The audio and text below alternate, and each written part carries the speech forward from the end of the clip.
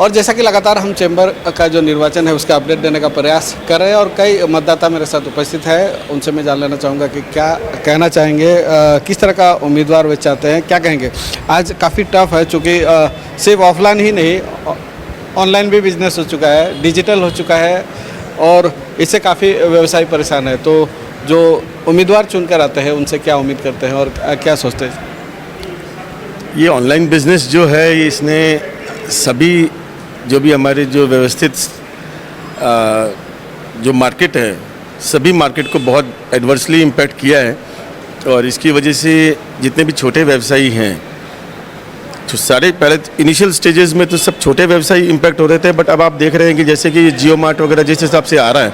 उस हिसाब से सिर्फ छोटे व्यवसायी नहीं जबकि डिस्ट्रीब्यूटर्स और जो CNF है उन पे भी इम्पैक्ट आने लग गया है। और ग्रेजुअली अगर इस पर सरकार जो है सही तरीके से कंट्रोल नहीं करती है तो क्योंकि इंडिया में सेल्फ एम्प्लॉयमेंट का एक बहुत बड़ा वॉल्यूम एक बहुत बड़ा बेस है जो कि सेल्फ एम्प्लॉयड है, तो ऐसे में अगर ऑनलाइन बिजनेस को कंट्रोल नहीं किया जाता है समय रहते हुए तो जो सिचुएशन जो स्थिति उत्पन्न होगी वो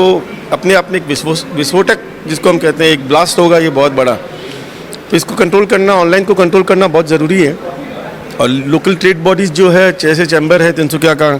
और भी हर सिटी हर टाउन में एक एक इस तरह के व्यापारिक संगठन हैं, इन सबको मिलकर के अपनी आवाज़ बुलंद करनी होगी कि सरकार इस चीज़ को समझ सके कि इसे कैसे कंट्रोल कर सके और जो लोकल मार्केट है लोकल मार्केट को बचाया जा सके। और एक बार फिर से जो चीफ इलेक्शन ऑफिसर है मैं उनके पास जाऊंगा और उनसे मैं जानने की कोशिश करूंगा कि उनका क्या कहना है। एक बार फिर से मैं आपके पास आऊंगा और एक बार जो समय है लगभग 3 बज चुके हैं और कितने प्रतिशत वोट गिरे हैं थोड़ा इस बारे में जान लें। 40% से ज़्यादा वोट गिर चुके हैं अभी तक और जिस तरह से वोटिंग हुई है मुझे लगता है कि 80% के करीब आ जाना चाहिए। जी हाँ, और 3 बजे के आसपास लगभग जो है 40% वोट जो है गिर चुके हैं और लगभग 80% का उम्मीद किया जा रहा है और आने वाले समय में भी जो अपडेट रहेगा मैं देने का प्रयास करूँगा। आप भी वोटर हैं? जी। कितने वर्ष से वोट डाल रहे हैं? मैं तो पहले पापा थे और पापा के जाने के बाद फिर मैं लगभग 8 साल से मैं वोट डाल रही हूँ। तो किस तरह का उम्मीदवार आप चाहते हैं? मतलब जो काम करे बिजनेस के लिए काम करे, जो मतलब चैम्बर रोड में जो है सभी सुविधाएं वगैरह है या फिर बिजनेस के बढ़ोतरी के लिए सब चीज़ के लिए मतलब अच्छा काम हो, इस टाइप से जो हमें फ़ायदा मिले, बिजनेस करने में आसान हो, सब चीज़ ओवरऑल सब चीज़ के लिए। ऑनलाइन जो बिजनेस है ऑनलाइन के वजह से काफ़ी प्रभाव पड़ा है व्यवसाय के क्षेत्र में, तो इसको लेकर आप क्या कहेंगे? ऑनलाइन से तो बहुत प्रॉब्लम हो रहा है सबको, मतलब सब जगह इसका प्रॉब्लम हो रहा है कि ऑनलाइन की वजह से हमारा कस्टमर अभी जैसे अभी एक बोलना चाहूँगा जैसे फ्लिपकार्ट एक जो मिनट स्टोर खुला है उसके वजह से अभी आपके घर पे 5 मिनट 10 मिनट में आपका सब सामान पहुँच जाता है, तो उसके वजह से भी आज का मतलब बहुत व्यापार काफ़ी डाउन हो गया है। तो अब देखिए उनको बंद तो कैसे कर सकते क्योंकि आज वो हर पैन इंडिया में चल रही है तो उसको बंद तो नहीं कर सकते, लेकिन हाँ अगर उसका कुछ अगर अल्टरनेटिव निकल सके तो ये अच्छा रहेगा कि अगर इस टाइप का कुछ अल्टरनेटिव निकल जाए। जी हाँ, और किस तरह ऑनलाइन का प्रभाव पड़ा है और किस तरह का चैलेंज हो सकता है जो चुनकर आते हैं प्रतिनिधि। मेरे साथ कई और वोटर भी है जो पहले भी उम्मीदवार रह चुके हैं, उनका क्या कहना है आइए जान लेते हैं। ये आपका पहली बार है? हाँ, मैं पहली बार वोट देने आ रहा हूँ। एक युवा व्यवसायी के तौर पर आप क्या सोचते हैं जो चैम्बर की जो भूमिका है आज के दिन में, चूँकि ऑनलाइन बिजनेस का समय है और युवा व्यवसायी आज निकल कर आ रहे हैं, उभर कर आ रहे हैं, तो चैम्बर की क्या भूमिका हो सकती है और जो उम्मीदवार है उससे क्या उम्मीद? चैम्बर एक बहुत ही प्रतिष्ठित संस्था है तिनसुकिया की, तो हम युवा व्यवसाय के रूप में ये चाहते हैं कि चैम्बर लोकल ट्रेडर्स का भला करे, जो समस्याएं आ रही है तिनसुकिया में व्यापार करने में उसका सुझाव करे। जैसा कि हमने देखा कि इस बार काफ़ी कंटेस्टेंट जो यूथ है तो हमें उनसे काफ़ी उम्मीद है कि यूथ लेड इनिशिएटिव के तौर तरीके से वो बिज़नेस को आगे बढ़ाने में यहाँ पर तिनसुकिया में हेल्प कराएंगे। उम्मीदवार कैसा चुनकर? उम्मीदवार वो हो जो पब्लिक की बात सुने, सिर्फ पोस्ट लेके बैठे वैसे नहीं, जो हमारी बात सुने, मार्केट में घूमे, समस्या को सुने और सरकार के साथ और एडमिनिस्ट्रेशन के साथ मिलके उसका समाधान करें। दादा किमान বছৰৰ পৰা আপুনি ভোট প্ৰদান কৰিছে? মই এবাৰ ফাৰ্ষ্ট টাইম কি আশা কৰে চেম্বাৰৰ পৰা যিসকল লাগে আৰু মানুহখিনি ভাল হ'ব লাগে, নৰ্মেল হ'ব লাগে, মানুহখিনি কাম হ'ব লাগে, বাছ আমাৰ এইটোৱে লাগে।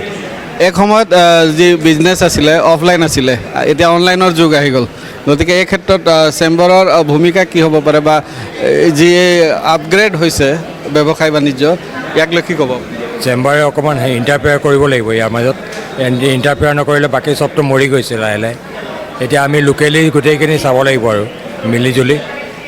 মানে অনলাইনটোৱে আমাক চবকে বিজনেছ শেষ কৰি দিছেতো অনলাইনৰ এইটো চাই পেলাই আমি কাম কৰিব লাগিব আৰু বাকীখিনি এক্টিভ হ'ব লাগিব মেম্বাৰখিনি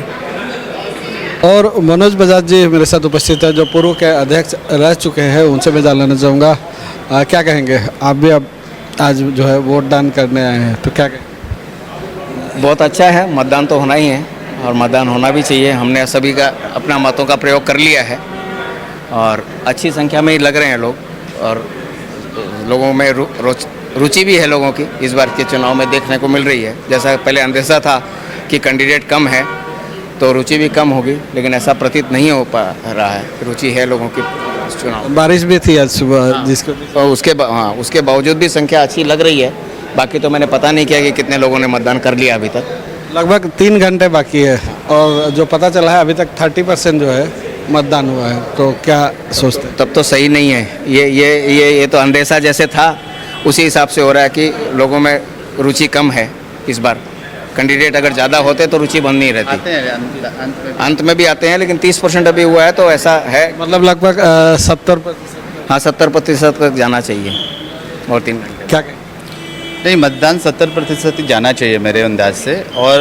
लोगों को पहले लग रहा था कि बारिश है कुछ लोगों ने प्रोग्राम हो सकता है कुछ चेंज कर लिया हो इस वजह से लोग मतदान में कम आए हुए हैं लेकिन मुझे उम्मीद है कि लास्ट आवर्स में आएंगे लोग और ये जो 30% का आंकड़ा है ये 70 तक जाएगा और जैसा कि लगातार चैम्बर के निर्वाचन का लेकर जो है विशेष कवरेज में दिखाने का प्रयास कर रहा हूं और रघुनंदन शर्मा जी मेरे साथ उपस्थित है और उनसे मैं जान लेना चाहूँगा क्या कहेंगे काफ़ी वर्षों से आप भी वोट डाल रहे हैं जो फिलहाल की जो परिस्थिति है ऑनलाइन बिजनेस का युग है चैम्बर के लिए कितना टफ है और जो चुन कर आते हैं उनको किस तरह का काम करने की आवश्यकता है व्यवसाय के क्षेत्र में असल में क्या है कि व्यापार जगत में सबसे बड़ी जो समस्याएं सामने आ रही हैं भले ही वो ऑनलाइन बिजनेस से संबंधित हो या लोगों में इस बात की जागरूकता की बात हो कि लोगों तक ये बात पहुंचानी पड़ेगी आम लोगों तक और उनको इस चीज़ के लिए अवेयर करना पड़ेगा कि अगर ऑनलाइन बिजनेस के चलते वह स्थानीय बाज़ारों को अगर भूल जाएंगे तो पूरा व्यापार ही ठप हो जाएगा इसके लिए उनको अवेयर करने की ज़रूरत है आज चैम्बर का जो चुनाव हो रहा है उसमें कोई भी जीत करके आए जो मुख्य बात है वह मैं ये कहना चाहता हूँ कि एक बार महाराजा युधिष्ठिर को भीमसेन ने कहा कि राज्य व्यवस्था कैसी चलनी चाहिए तो युधिष्ठिर जी ने जवाब दिया था कि सुविचार्यते सुमंत्रिते सुकृते सिद्ध्यन्ति अर्था महाबाहो दैवम चात्र प्रदक्षिणम अर्थात कोई भी कार्य हम करें उसको पहले विचार पूर्वक अच्छे से विचार करना और उसके बाद में उसको अच्छे से मंत्रणा करनी उसके बारे में और फिर उस काम को बढ़िया से करना तो सुविचार्यते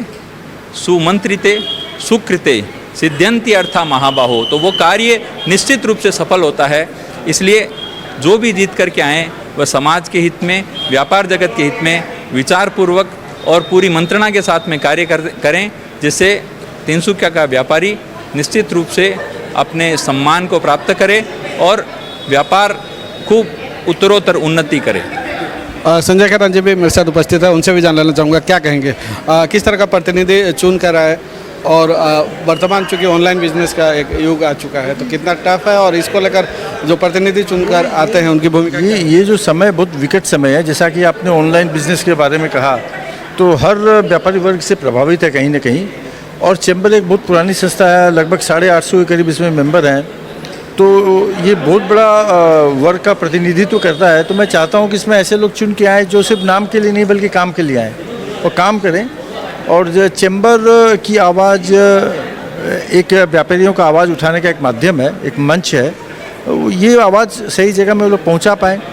उनकी बातों को पहचान पाएँ उनकी समस्या क्या है उनकी तह तक जाएँ और लोगों तक अगर पहुंचा पाएँ तब चैम्बर का जो मंच है, चैम्बर की जो संस्था है, उसका जो गठन किया गया वो आज सार्थक सिद्ध हो पाएगा। तो मेरा सभी से अनुरोध है कि सभी लोग अच्छे लोगों को चुन के लाएँ। चैम्बर का जो है भूमिका क्या हो सकता है व्यवसाय के क्षेत्र में, जो पद पर चुन के आते हैं उनका कितना कैपेबिलिटी है आज के युग में